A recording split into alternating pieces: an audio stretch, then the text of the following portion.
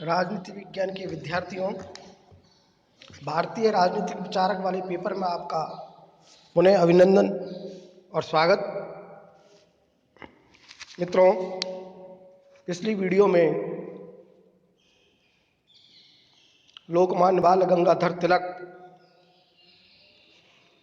के संबंध में चर्चा की।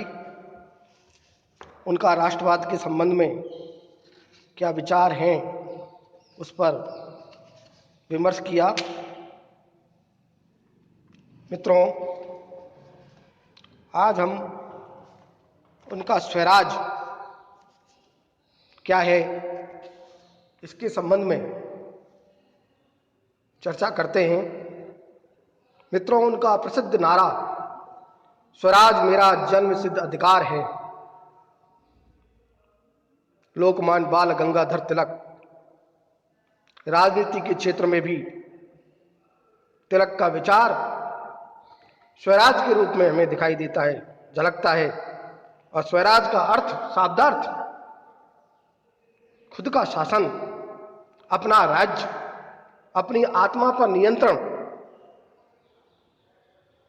मित्रों, श्री तिलक स्वराज को अपने अर्थों में प्रकट करते हुए, उसके आशय को बताते हुए कहते हैं कि स्वराज का अर्थ सारा नियंत्रण अपने हाथों में लेना है। मैं अपने घर की कुंजी अपने हाथ में रखना चाहता हूं, घर की चाबी अपने हाथ में रखना चाहता हूं, तिजोरी की चाबी मेरे पास होनी चाहिए। यही हमारा लक्ष्य होना चाहिए और वही स्वराज है। हम प्रशासन करने वाले संपूर्ण समूचे शासन तंत्र पर अधिकार करना चाहते हैं। हम केवल क्लर्क नहीं बनना चाहते। इस समय हम क्लर्क और एक विदेशी सरकार के हाथों में अपने ही उत्पीड़न के साधन बने हुए हैं। स्वराज से इस शोचनीय स्थिति का हम प्रतिकार करना चाहते हैं। श्री तिलक के स्वराज की कल्पना उस समय की परिस्थितियों का परिणाम थी और 1916 में तिलक ने स्वराज और होम रूल से कम, किसी भी बात से कम नहीं होना चाहते थे। कहने का तात्पर्य यह है, 1916 में उन्होंने स्वराज और होम रूल आंदोलन के माध्यम से अंग्रेजों को इस बात के लिए विवश किया कि इससे कम हमें कोई चीज नहीं चाहिए, हमें खुद की स्वतंत्रता प्राप्त होनी चाहिए। मित्रों, तिलक के स्वराज और होम रूल की कल्पना की कुछ अंशों में आयरलैंड के स्वतंत्रता के आंदोलन में जो बातें कही गई थी वो लगभग मिलती जुलती है। अंग्रेजी में यदि हम बात करें तो स्वराज का तात्पर्य होम रूल शब्द से है और इस शब्द का आविष्कार आइजक बट के द्वारा किया गया। डबलिन में 1876 में आयरलैंड में होम रूल स्थापित करने वाले पहले संघ का निर्माण हुआ था और 1916 में आयरलैंड में जो ईस्टर का विद्रोह हुआ था उसका भी भारतीय नेताओं पर प्रभाव पड़ा। और इस समय श्री तिलक भारत के लिए जिस प्रकार की स्वतंत्रता करना चाहते थे, जिस प्रकार की भारत के लिए वो स्वराज प्राप्त करना चाहते थे, बाद में कांग्रेस के द्वारा उसमें कुछ आंशिक संशोधन करके पूर्ण स्वतंत्रता का विचार बना दिया इसे। मित्रों, विद्यार्थियों, अब हम चलते हैं कि तिलक के स्वराज की प्राप्ति के साधन क्या क्या हैं। तो तिलक ने स्वराज की प्राप्ति के साधन के अंतर्गत राष्ट्रीय शिक्षा पर सबसे ज्यादा जोर दिया है कि हमारी राष्ट्र की जो शिक्षा है वो ऐसी होनी चाहिए जिसको हमारे देश के सामान्य नागरिक समझ सके, और वो हिंदी है। दूसरा साधन उन्होंने स्वदेशी को माना, और तीसरा बहिष्कार। बहिष्कार जो साधन है, इसके द्वारा उन्होंने भी अपनी स्वराज की प्राप्ति के लिए इसे आवश्यक माना। और अगला जो साधन है वो निष्क्रिय प्रतिरोध है। मित्रों, अब हम बारी बारी से इन पर चर्चा करते हैं कि राष्ट्रीय शिक्षा के संबंध में वो क्या कहना चाहते हैं। राष्ट्र की उन्नति और उत्थान के लिए सबसे पहला महत्वपूर्ण जो साधन होती है वो शिक्षा होती है। और श्री तिलक इस बात को अपने छात्र जीवन से ही समझते थे और तात्कालिक शिक्षा प्रणाली की कमियों और दोषों को भली भांति जानते थे। अतः इनको दूर करने के लिए सर्वप्रथम एक ऐसी शिक्षा नीति की आवश्यकता महसूस की जो भारत की जन सामान्य के लोगों के लिए समझ सके। अर्थात वो भाषा हिंदी होनी चाहिए जिसमें मातृभूमि का त्याग छपा हो, जिसमें आदर्शवाद के गुण हो, जो भारत की उन्नति और उसके पुनरुत्थान के लिए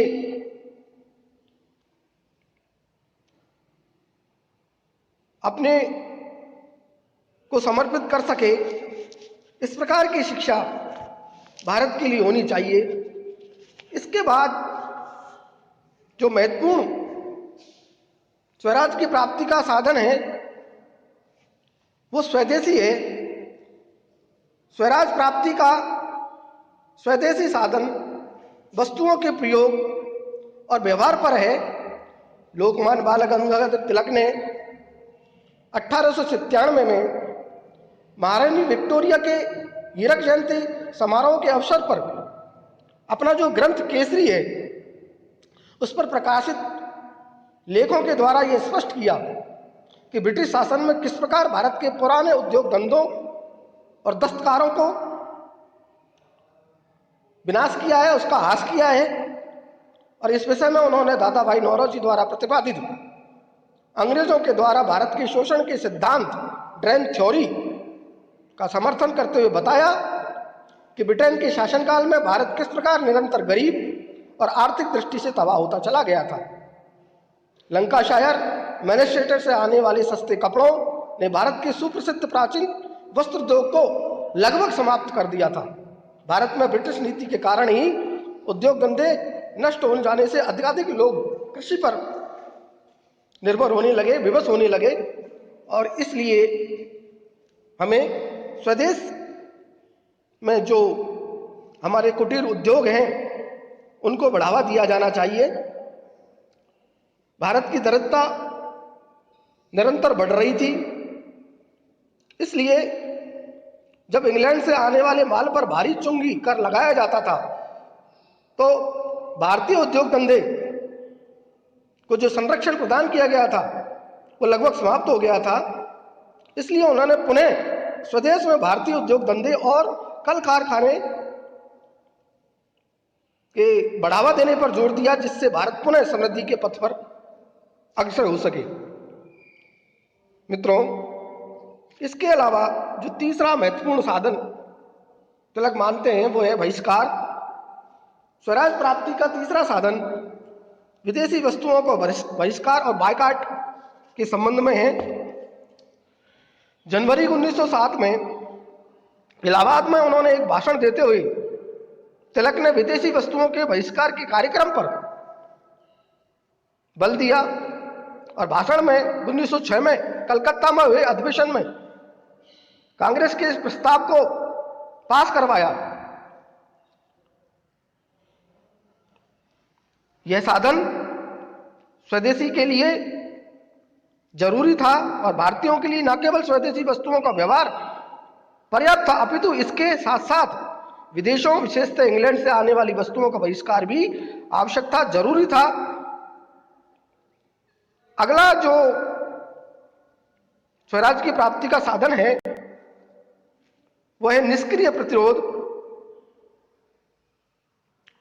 स्वराज प्राप्ति का जो चौथा साधन निष्क्रिय प्रतिरोध के संबंध में है, इसे असहयोग का सिद्धांत भी कहा जा सकता है। 2 जनवरी 1907 को अपने नवीन दल के सिद्धांतों पर लोकमान्य बाल गंगाधर तिलक ने भाषण देते हुए बहुत ही अच्छे शब्दों में स्पष्ट किया कि ब्रिटिश सरकार भारतीयों के सहयोग और सहमति से ही भारत पर शासन कर रही है। यदि हम सरकार को सहयोग देना बंद कर दें तो यह क्षण मात्र के लिए भी कार्य नहीं कर पाएगी, नहीं कर सकेगी। इस प्रकार सरकार का प्रतिरोध करना, उसके कानून को स्वीकार न करना निष्क्रिय प्रतिरोध की श्रेणी में आता है। और उनके मत में यह शस्त्रों द्वारा लड़ाई करने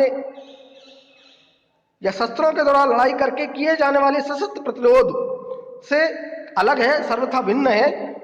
और भारत की वर्तमान परिस्थितियों में इसी से स्वराज को बहुत शीघ्र, अतिशीघ्र प्राप्त किया जा सकता है, ऐसा मानना श्री तिलक जी का है।